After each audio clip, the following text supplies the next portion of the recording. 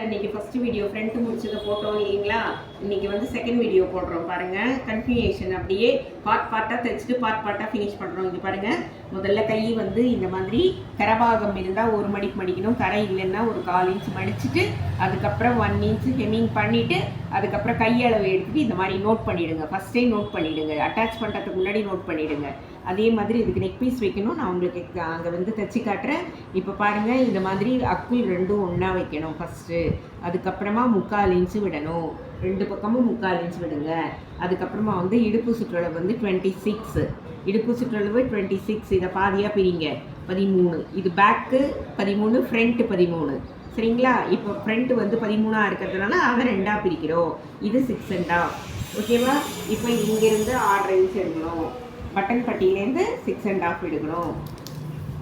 அங்கே 3/4 இன்ச்சு விட்டுட்டோம். இங்கே வந்து சைட் ஜாயிண்டிங் தான் இது பேர் 6.5. இதை வந்து முதல்ல நோட் பண்ணிவிடுங்க. கரெக்டாக நோட் பண்ணிவிட்டு அதுக்கப்புறமா நீங்கள் போங்க மிஷினில் வந்து அடிச்சு காட்டுறதுக்கு ஈஸியாக இருக்கும். இந்த பாருங்கள், அதே மாதிரி இங்கே 6.5. ஓகேவா. இப்போ ஃப்ரண்ட் முடிச்சாச்சு. இப்போ 13க்கு 1 இன்ச்சு பேக்குக்கு ஆட் பண்ணணும். எதுக்காக? இங்கே டாட் பிடிக்கிறதுக்காக. இப்போ இங்கேருந்து 14 இன்ச்சஸ் எடுங்க. எடுத்துட்டிங்களா. எடுத்துகிட்டு இப்போ மீதி இருக்கிறது எவ்வளவுன்னு சொல்லிட்டு கால்குலேட் பண்ணி பாருங்கள். இங்கே பாருங்கள், இங்கேருந்து 4 இன்ச்சு, 4 இன்ச்சில் பாதி 2 இன்ச்சு நீட்டாக கோடு போட்டுக்குங்க. அதே மாதிரி இங்கேருந்து 2 இன்ச்சு நீட்டாக கோடு போட்டுக்குங்க. இப்போ இதெல்லாம் நீங்கள் மார்க் பண்ணிட்டீங்கன்னா போன உடனே நம்ம தைச்சிடலாம். அது பாருங்கள், மேலே வச்சு இங்கே பிடிச்சி இங்கே இழுக்கணும். கரெக்டாக இதை மடித்து தைக்கிறதுக்கு நம்ம நோட் பண்ணணும். ஓகேவா. இப்போ நம்ம என்ன பண்ண போகிறோம்? போய் நெக் பீஸ் வைக்க போகிறோம். அதுக்கப்புறம் ஹேண்ட்ஸ் அட்டாச் பண்ண போகிறோம்.